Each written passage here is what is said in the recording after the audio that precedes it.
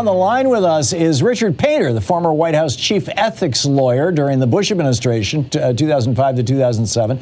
He's currently a law professor at the University of Minnesota, once a Republican, now a centrist and an independent. He's also the host of the Politics Podcast with Richard Painter, which is available on iTunes and wherever fine podcasts are found. His Twitter handle is RWPUSA. Richard, welcome back to the program. It's been quite a while since we talked. I'm so glad you were able to drop by today and fill us in on what's the deal. We've got two former officials of the Trump administration who went over to Saudi Arabia and came just a few months ago and came home with $3 billion. How'd that happen? Well, this appears to be unconstitutional foreign government emoluments under the installment plan or the deferred compensation plan. In other words, the emoluments receiving profits and benefits from foreign governments would be unconstitutional while someone is holding a position of trust with the United States government. That's the issue that I and others sued President Trump over when he was president. But after you leave the government, technically, you can take anything you want from foreign governments. Well, what happened here is that Treasury Secretary Mnuchin and Jared Kushner were very actively involved in negotiating the terms of the Abraham Accord, and that also included some financial terms, where there would be investments in Israel and in other countries in the Middle East, and cross-border investments, all that negotiated on behalf of the United States government.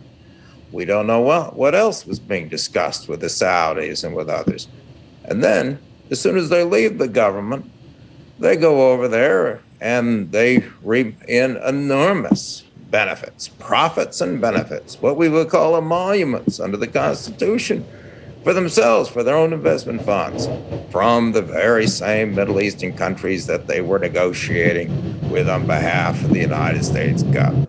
So it's an end run around the emoluments clause of the Constitution, emoluments under the deferred compensation plan, if you will.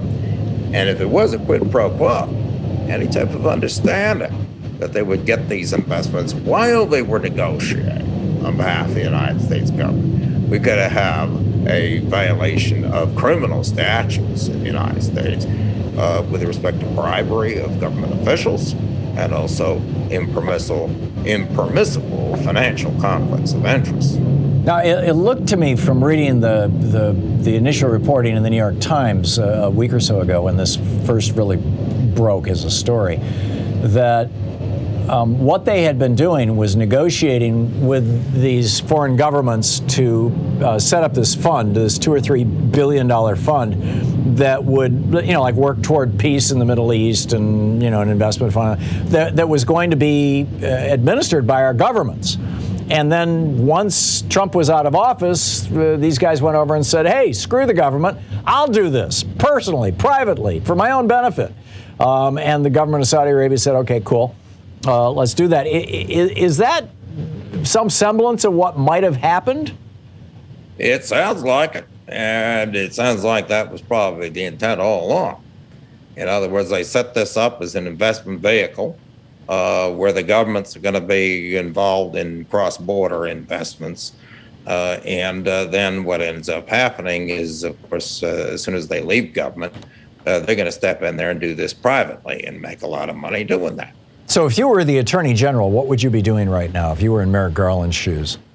I'd be investigating both of them under two statutes. First of all, if there was a quid pro quo on any of this, that would be a violation of the federal bribery statute, which would be a serious offense. If there was any suggestion of, well, we will do this and we'll, on behalf of the United States government, negotiating these accords, if you agree that after we leave office, you will invest in our funds and that type of thing. Right. And remember, a lot of these negotiations took place after the 2020 election. And I don't care what Donald Trump says. It was very, very clear within 24 hours of that election that Joe Biden was going to be the next president of the United States. So these guys knew that they were heading out the door in January. So while they were negotiating these So a lot of the negotiations happened in later November and throughout December. A lot of negotiations happened. The original negotiations, of course, were earlier in 2020, but there were follow-up negotiations on implementing the Abraham Accords and other related agreements that continued through late 2020 after it was clear that Donald Trump was leaving office and that both of these men, Mnuchin and Kushner, were going to be out of the United States government by January 20. So the question is whether there's a quid pro quo. Any type of a quid pro quo would be a violation of the bribery statutes or solicitation of a quid pro quo. Second, there's another criminal statute, 18 United States Code 208, which prohibits any executive branch official from participating in a government matter, a federal matter that has a direct and predictable effect on their own financial interests. So if, for example, either Kushner or Mnuchin knew that funds that they were going to be affiliated with after January 20, that they had a financial interest in, a prospective financial interest in, during these negotiations, that those funds had an interest in this matter, they had an obligation to recuse, not to participate in these discussions in Saudi Arabia and elsewhere, not to participate on behalf of the United States government while they were in the government. 18 United States Code 208, the financial conflict of interest statute, is a criminal statute, and violations can be prosecuted. So the question, once again, is did Jared Kushner or Secretary Mnuchin, did they know that they had a financial interest in any of these negotiations? Right, which direct or indirect through any of these funds that they were going to set up. Yeah, is the earth round? I mean, we're talking with Richard Painter, the former chief White House ethics lawyer under the George W. Bush administration and currently a law professor at the University of Minnesota. Richard, I know that you're paying very careful attention to this situation, and thank you for that. Are you seeing any indication that the Biden administration or any independent group, whether it's a third-party lawsuit like you tried to do with Trump, or any other method, is trying to hold Kushner and Mnuchin accountable to this, or are these guys, in all probability, just going to walk? Well, thus far, I don't see much coming out of the Department of Justice. Of course, a lot of their investigations are not public.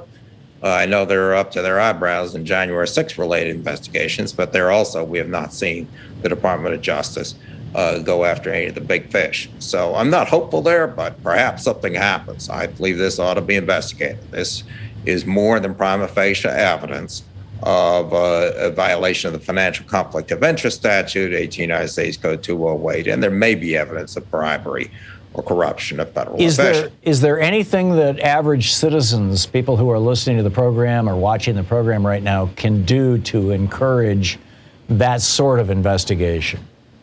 Yes, encourage your members of Congress to investigate. The United States Congress has investigatory power over matters not just criminal, but anything that undermines the integrity of the United States government. And this is a very precarious situation. We have high-ranking officials negotiating with foreign powers important agreements that include not just a financial aspect, but a military and diplomatic aspect to them. Very important agreements when they themselves have a financial interest or may very well have a financial interest in the outcome. So Congress needs to investigate, find out what happened.